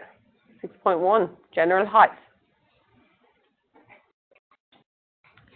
Purpose of the clause is to ensure that the height of a building in a zone is consistent with the development provided for by that zone. Does not apply to those particular zones, we're not interested in that.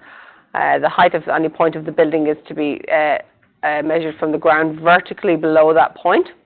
Includes the height of a mount specifically provided for or made to elevate the building. Now, you guys will have had lots of site levels given to you in 4008, and we know that this building was built up on a pad. Do you remember that? So you need to measure your height of your building from the original ground levels, remembering any mound built or specifically provided for, you have to include the height of the mound when you're looking at the building height, okay? So just note that this time around. You know some spot levels of the original site levels, and you might want to estimate those original site levels when you're distinguishing the height of the building. Also remembering that your slab of each different part of the building is stepping, isn't it? However, the roof steps with it. Okay? So just remembering and noting those characteristics of your building.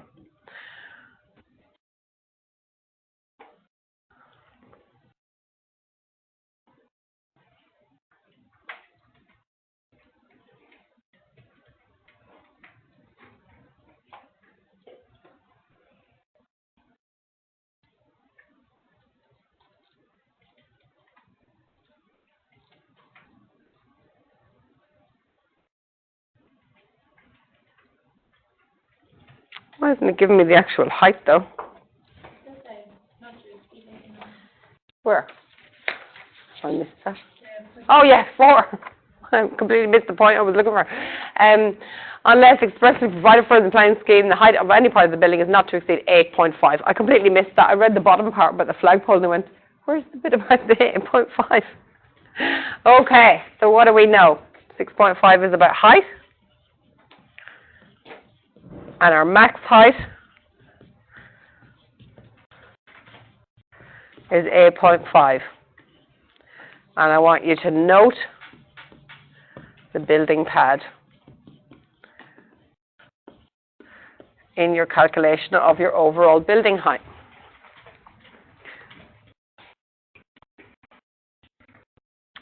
All right, let's move on. That was pretty simple, what we need to comply with there. 6.5.1 is about car parking. It's where all the fun starts.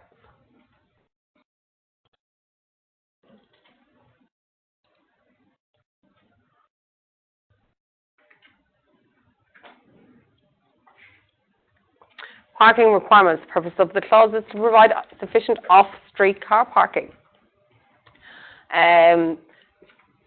We want to, I'm just going to skim through this because we've read it all before.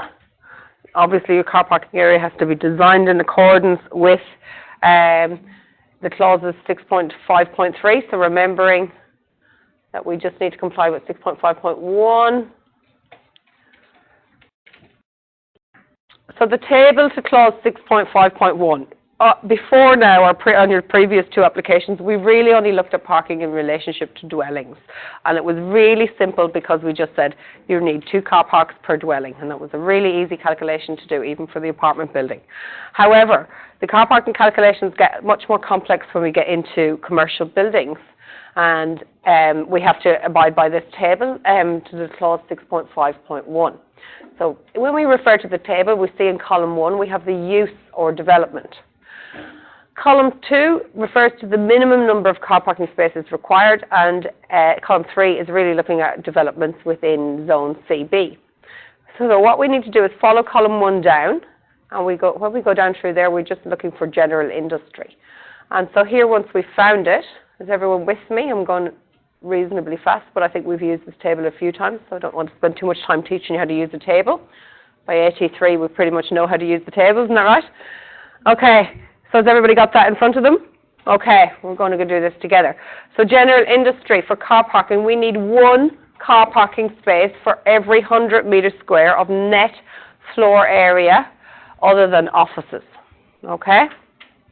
Plus 4 car spaces for every 100 meters square of net floor area of office. Plus 1 for every 250 meters squared used as outdoor storage. Okay, so if you have an outdoor storage area, remember when we were walking up Coonawarra Road and I said there's a project I worked on, and where the building was, it used to be an outdoor storage area. So that was an area with a big, high, really high, like it must have been 15 meters high, chain wire mesh fence. And And inside that had loads of storage racks, and they used to stockpile their goods there. You see it in builders, providers in the yards, you know, at the back where they have all the timber. That's a big timber storage area, isn't it?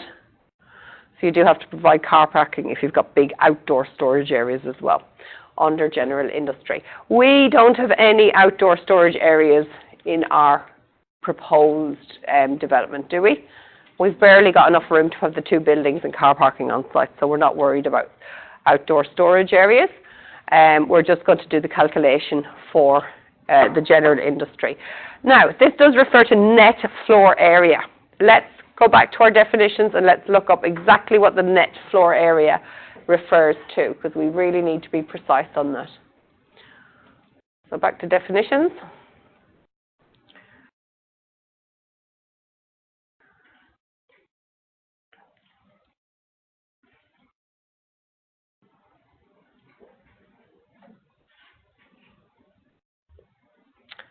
All right, we have it here. So net floor area in relation to a building includes all the areas between the internal surfaces of external wall, but does not include stairs, cleaners' cupboards, ablution facilities, lift shafts, escalators, tea rooms, where tea rooms are provided as a standard facility in the building. So it does not include lobbies between lifts facing other lifts servicing the same floor. Does not include areas set aside as public space or thoroughfares and not used exclusively by the occupiers of the building. Does not include areas set aside as plant motor lift rooms. Does not include areas set aside for the service delivery vehicles, and does not include areas set aside for car parking or access. Okay? So it is measured between the internal surfaces of external walls, but does not include these areas. So, you have in each unit, you've got a ground floor, okay, which is predominantly warehouse. However, you've got a bit of a lobby area, don't you? You walk in the front entrance door, the pedestrian door to the building. You walk in, you walk into an area that has an accessible WC. You walk past that, you go to your right at the stairs, depends on which unit you're in, I suppose, left or right. And you walk up the stairs, lobby area to the stairs, and then you walk through another door and you're in the warehouse, okay?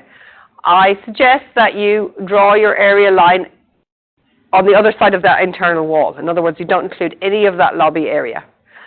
Inside the warehouse itself, you have an area that is a tea-making facility. Small bench runs underneath the stairs, basically. You also exclude that, okay? So just be where like that bench is, or just where the bench is, okay? Just the bench itself. So we want to, you know, obviously it is to our advantage, especially on this site, because we're fairly tight for space. We want to keep our car parking numbers, required car parking numbers, as low as possible. How do we keep the car parking numbers low? We make sure that our area excludes all of these. Okay?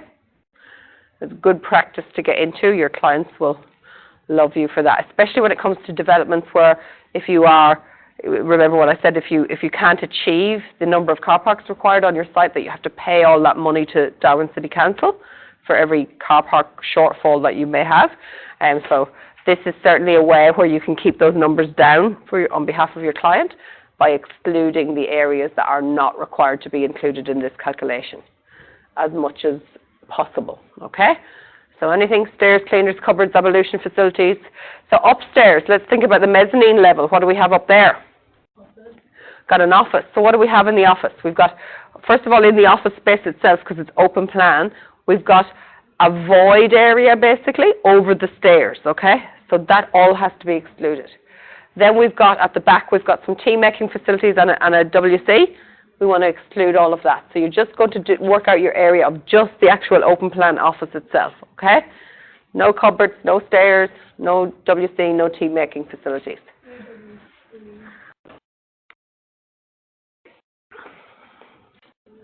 Have you got a good set of drawings of our building? Hold on, I think I have them here anyway.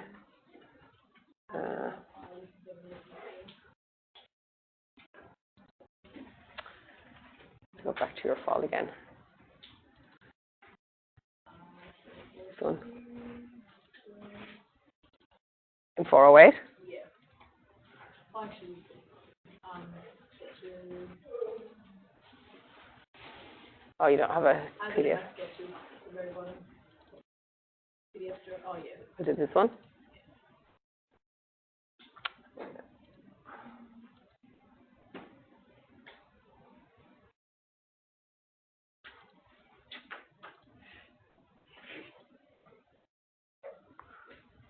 So if we're really looking at that entrance area, we want to have our area line on the internal face of this wall. We want to draw it around through here. We don't want to include that tea-making area. And then I would just come straight across there. I wouldn't worry about this. This is underneath the stairs. Those stairs are just shown above, so that is used as warehouse area back there. But you could come right through to here. Just take a line straight across there, okay?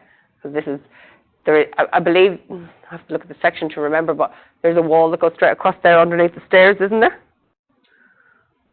I wasn't too sure. I was asking you questions about that. We decided to leave it open. Oh, okay. I have a set of, where have I put them? Let me just go back to the original drawings and I'll have a look. I have the original drawings in the sketches. Oh, have you? I think it's report of the 6 then.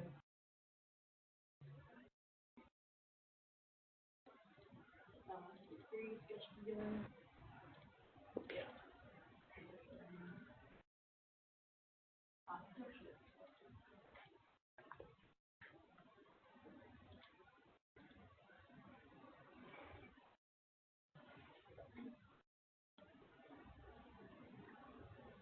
If I look in,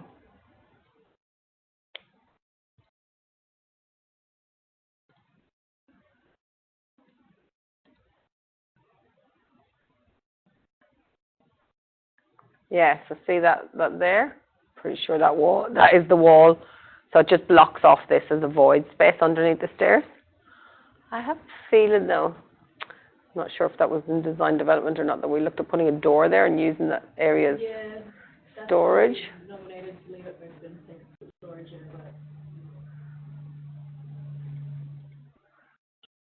See if there's any detailing there.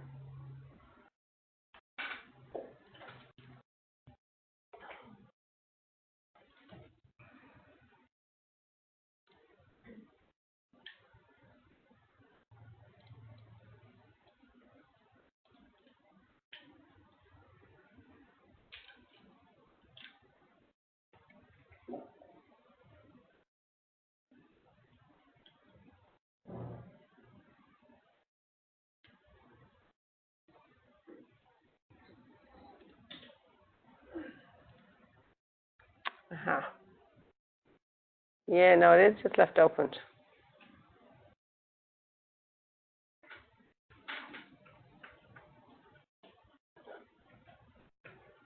No wall shown in there.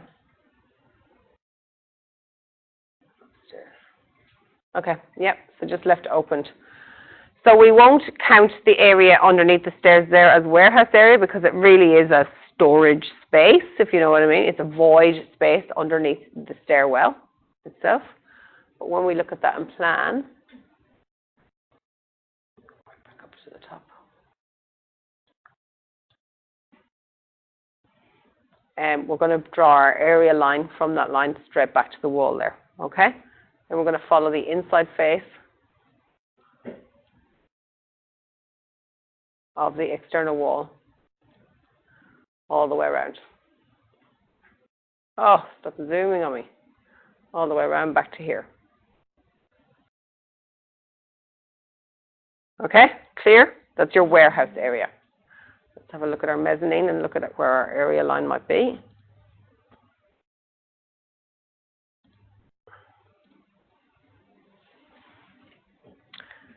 So in the office area itself, this is all open plan office space, okay? So we're going to draw our area line, we could draw along this wall here, follow the line of the stair void, follow the external line at the front, pretty simple there. When we come around here, we're going to take out this area, and in fact, I would just take out the bench space there, I would come to here and then I would line up with this wall. You see that? Because really that area there can't be used as office space. It's right in front of a fridge. Okay? So if we really want to be conservative, we could actually take it that way. What do you guys think? It's not cheating, it's how do you say, massaging the line. Nobody's going to put their desk just there. How about the whole of the wall? From here? Yeah. Whoa, I don't know. That space is pretty much, I suppose that could be seen as a circulation space, really, couldn't it?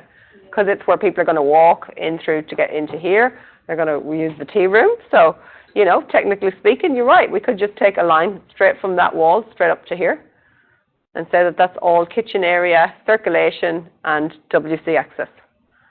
Who agrees with that? Let's have a vote. Yeah. Everyone agreeing with that? Okay, that's how we're going to do it. So we're going to basically come straight up along here using this wall as our guide, and the line of the area is going to come up there. You do need to show on your plans an area line, okay? So you do need to show the planner how have you measured that area. You know, which of those lines have you actually taken? I usually do that in a coloured line. Yeah, indicates the area, and then area, I might write area in a colour, you know, office area, and then whatever the square metre is in the middle there. And then the colour line indicates where that line is to. Otherwise, it can be very unclear for the planner what you've actually calculated. Alrighty, going to leave it there before lunch. And what I would like you to do first up after lunch is calculate your areas.